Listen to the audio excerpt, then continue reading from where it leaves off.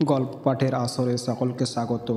গল্পকার রমেশচন্দ্র সেন রচিত গল্প সাদা ঘোড়া। দাঙ্গার সময়ের একটি ঘটনা। ক্রমান্বয়ে কয়েকদিন রক্ত স্নানের পর কলিকাতার অবস্থা একটু শান্ত হইয়াছে। হিন্দু ও মুসলমান নিজ নিজ পল্লীতে কিছুটা নিঃসংকোচে বাহির হয়, কিন্তু কেমন যেন থমথমে ভাব। একদিন বৈকালে শূন্য ঠিকাগাড়ির স্ট্যান্ডে সাদা একটি ঘোড়া দেখা গেল। ধবধবে সাদা, শরীরে কোথাও একটা দাগ পর্যন্ত নয়। চামরের মতন তার সুন্দর লেজের গোছার ওপর রোদ ঝলমল করে। প্রাণীটি যেন পথভোলা এক পথিক। এ পাড়ায় আগে কেহই তাকে দেখে নাই। আশ্রয় হারাইয়া আশ্রয়দাতাকে হারাইয়া ঘুরিতে ঘুরিতে ওইখানে আসিয়া উপস্থিত হইয়াছে। ক্ষুধার জ্বালায় খালি রাস্তা শোকে, তার নিঃশ্বাসে নিঃশ্বাসে পথের ধুলা ওড়ে, কিন্তু বেচারি কোথাও কিছু পায় না, শুধু আবর্জনার দুর্গন্ধময় স্তূপ শুকিয়া শুকিয়া মুখ ফিরাইয়া নেয়। জানালা দিয়ে দেখিয়া শিলার মা বলিলেন, আহা, বেচারি হয়তো কিছু খেতে পায় না, সইস কচুয়ান ফেলে পালিয়েছে। তার নববিবাহিতা মেয়ে শিলার কাছে দাঁড়াইয়াছিল। সে বলিল, কেউ হয়তো তাদের মেরে ফেলেছে। আহ! শিলার মার মুখখানা একেবারে কালো হইয়া যায়। এই মহিলা কয়দিনে একটা মৃত্যু দেখেন নাই, কিন্তু নিজের চোখে দু একটা নৃশংস ব্যাপার ঘটিতে দেখিয়াছেন, আর হত্যার কাহিনী শুনিয়াছেন অজস্র, হত্যা এবং হত্যার চেয়েও নির্মম। শুনিয়া শুনিয়া গা ঘিন ঘিন করে, অরুচি হয়, আসে অনিদ্রা। তবুও মানুষ যে এত নৃশংস হইতে পারে তিনি তার বিশ্বাস করিতে চান না। বলেন, সহিস কচুয়ান বেঁচে থাকতেও তো পারে। দাঙ্গা বিধ্বস্ত পল্লীতে সাদা এই জানোয়ারটা যেন নতুন প্রাণের সঞ্চার করিল। তাকে লইয়া ছেলের দল মাতিয়া উঠিল। একেবারে ছোটরা দূর হইতে দেখিয়াছে, খুশি হয়। বড়রা তার গায়ে হাত বুলায়। ঘাড়ে হাত দিলে ঘোড়াটা আনন্দে চিহি চিহি করে। তাকে লইয়া জল্পনা চলে নানা রকম। প্রায় সকলের সিদ্ধান্ত করে কোন রাজার কিংবা জমিদারের ঘোড়া হইবে। তারপর উঠে খাদ্যের কথা। বড় লোকের ঘোড়া কি খায়, খায় কতটা পরিমাণ। একজন বলে, জানিস, ওরা মদ খায়, বিলেতি মদ। নস্তে মন্তব্য করে, মদ না খেলে আর কি এত তেজি হয়। একটি ছেলের দুর্বৃদ্ধি হইয়াছিল।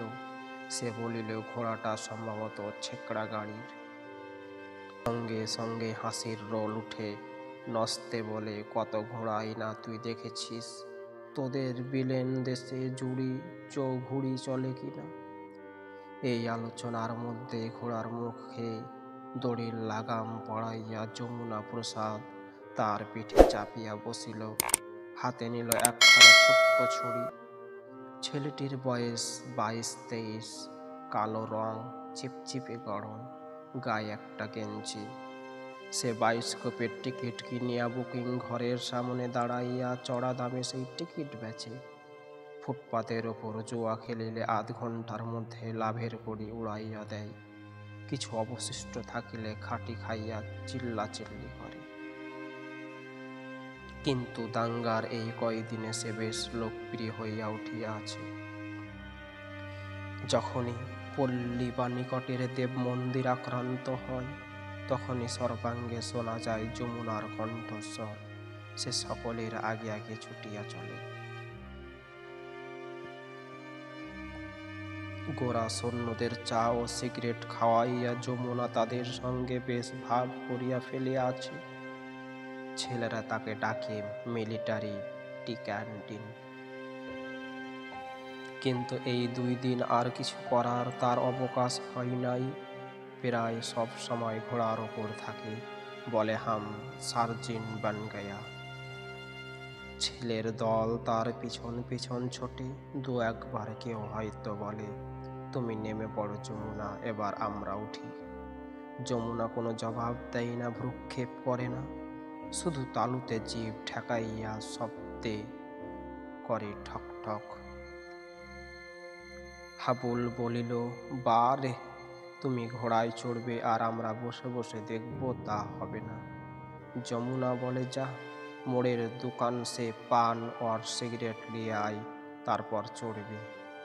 পয়সা আমার নাম করবি, বলবি যমুনা প্রসাদ মাংছে। মিনিট ২-৩ পরে হাবুল ফিরিয়া আসিয়া বলিল, দিলে না। বললে, পয়সা লে আও। শালা ভেড়ি কা বাচ্চা, শালার দোকান বাঁচিয়াছিলাম, জুয়া সে ভি কত পয়সা নাফা করলো, আভি পান কো ওয়াস্তে ২টো পয়সা মাংছে। বলিয়া যমুনা পানের দোকানের দিকে ঘোড়াটা চালাইয়া দিল। হাবুলের আর ঘোড়া চড়া হইল না। অন্যবারে সময়ে ছেলেরা সার্বজনীন পূজা মণ্ডপে ভিড় করে, পটুয়া খড় দিয়া কাঠামো গড়ে, মাটি ছানে কাঠামোর মাটি দেয়। ছেলের দল দাঁড়াইয়া দাঁড়াইয়া দেখে, টুকিটাকি জিনিসপত্র আগাইয়া দিয়া পটুয়াকে সাহায্য করিয়া কতই না আনন্দ পায়। এবার এখনো মণ্ডপ ওঠে নাই, ছেলেরা সারাদিন ঘোড়াটাকে লইয়া ব্যস্ত। তারা তার নাম দিয়াছে চাঁদ। চাঁদের রঙের ওই জন্য ওই ক্লান্তি দিনের পর দিন স্নান হয়। সে পা টানিয়া টানিয়া চলে, পিছনে বা পায়ে ছোট্ট কিন্তু দগদগে একটা ঘা। শিলার বাবা হৃষিকেশ বাবু পাড়ার প্রবীণ লোক, ছেলেদের মুরব্বী স্থানীয়। তিনি হাবুলকে জিজ্ঞাসা করিলেন, ঘোড়াটাকে খেতে দিস তো রে? হাবুল বলিল, নস্তেদা দিয়াছি বোধ হয়। নস্তেকে প্রশ্ন করিলে, আমি তো জানি না, যমুনা বলতে পারে। স্বামীর নিকট ব্যাপার শুনিয়া শিলার মা ছেলে সন্তকে দিয়া বাড়ির নিচের দোকান হইতে কিছু ভূমি কিনিয়া পাঠাইয়া দিলেন। ঘোড়াটা অল্প একটু মুখে তুলিয়া আর খাইল না। সন্তর বন্ধু খোকন বলিল, চাঁদের গলায় আটকে গেছে, আয় জল নিয়ে আসি। দুজনে জল আনিল, কিন্তু একজনে ভাঁড়ের মুখ ছোট হওয়ায় এবং অপরের মগের তলায় ছেদা থাকায় ঘোড়াটার আর জল খাওয়া হইল না। হাতের কাছে অন্য পাত্র না পাইয়া বালক দুটি পাশের চায়ের দোকান হইতে একখানা ভাঙা ডিশে খানিকটা চা আনিয়া বলিল, খা চাঁদু, খা। গোকুলের চা খুব ভালো, খেয়ে দেখ। কিন্তু গোকুলের চায়ের মাহাত্ম্য চাঁদকে মোটেই আকৃষ্ট করিতে পারিল না। দু একবার ডিশ শুকিয়া এসে মুখ ফিরাইয়া নিল। ঘোড়াটা আরো রোগা হইয়া গিয়াছে, কেমন যেন জবুথবু ভাব। গায়ের অবস্থাও আগের চেয়ে খারাপ, কিন্তু যমুনার চড়ার বিরাম নাই। হৃষিকেশ তাকে কহিলেন, ঘোড়াটাকে একটু রেহাই দিও যমুনা, নইলে যে মারা যাবে। যমুনা মদ খাইয়া বোধ হইয়াছিল। সে আধা হিন্দি আধা বাংলায় যাহা বলিল তার সারাংশ এই, যেখানে হাজার হাজার মানুষ মরিল, সেখানে সামান্য একটা জানোয়ারের জন্য আর দুঃখ করা কেন? বলিয়া হাসিল, শানিত ছুরির ফলার মতো তীক্ষ্ণ খুড়ো হাসি। সন্ধ্যার সময় ছেলেদের সাহায্যে হৃষিকেশ ঘোড়াটাকে সামনের ফাঁকা গ্যারেজে তুলিয়া দিলেন। সঙ্গে দিলেন এক বালতি জল আর কিছু বিচালি। সবেমাত্র তারা বাহিরে আসিয়াছেন, এমন সময় চলমান লরি হইতে শান্তিরক্ষীর দল ফুকারিয়া গেল, ভিতরে যাও, ভিতরে যাও। পরদিন সকালে দেখা যায় গ্যারেজে তালা লাগানো, দরজার পাশেই হৃষিকেশের বালটি, অদূরে ঘোড়াটা নিস্পন্দন ভাবে দাঁড়াইয়া। চোখে একটু দীপ্তি নাই, লেজ নাড়াইয়া মাছি তাড়াইবারও শক্তি নাই, মনে হয় এখন পড়িয়া যাইবে। সন্ত তাড়াতাড়ি 4টি ছোলা আনিয়া দিল। চাঁদ তাহা মুখে তুলিল না। নস্তে বলিল, দে তো সন্ত, দেখি আমার হাতে খাই কিনা। অনেক ঘোড়াকে আমি খাইয়েছি, জানিস আমাদের ঘোড়ার গাড়ি ছিল। কিন্তু মুখ প্রাণীটি তার এই আত্মবিশ্বাসে আঘাত করিল। নস্তে বলিল, রোগটার সিরিয়াসটি দেখছি খুবই।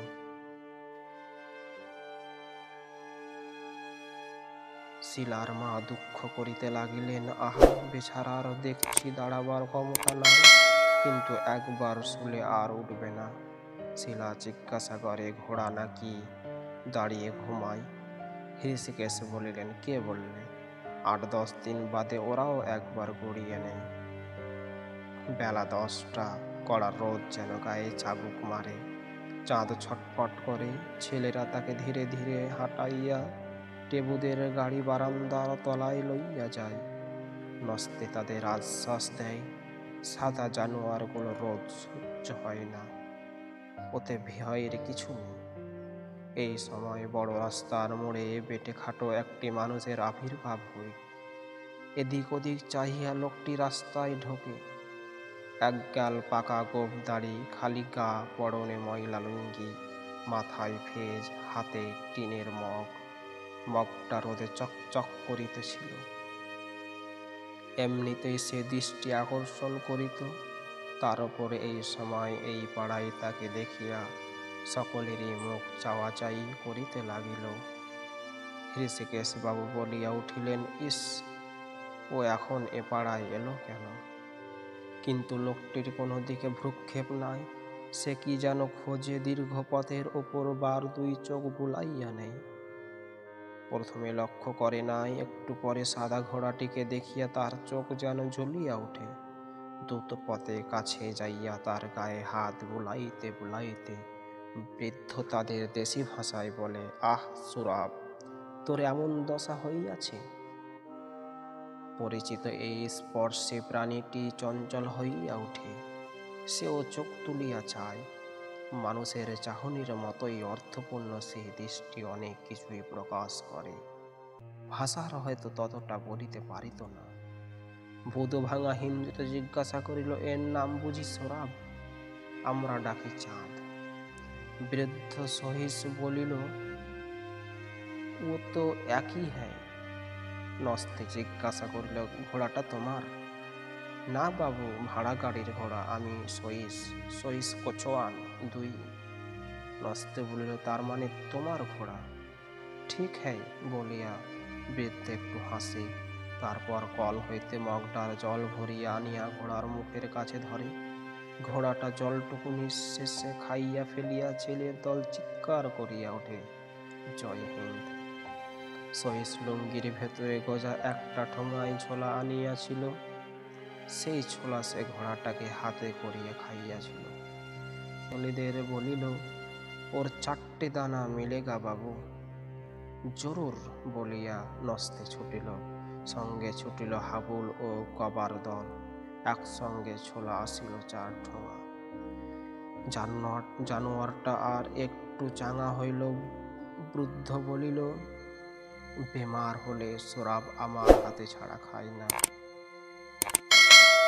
তার মনে পড়িল অনেক কথা। ঘোড়াটাকে কত টাকায় কেনা হয়েছিল, তার বয়স কত, কয়টা দাঁত উঠিয়াছিল, এইসব। সোরাবের চলন দেখিয়া লোকে তাকে জিজ্ঞাসা করিত, বাজি জিতিবার এই ঘোড়াটাকে কি ঠিকা গাড়িতে জড়িয়াছে কেন? নিজের কপালে হাত ছোঁয়াইয়া সে উত্তর করিত, নসিব, মানুষের মতো জানোয়ারের নসিব আছে কিনা। একটু পরে সে হৃষিকেশকে প্রশ্ন করিল,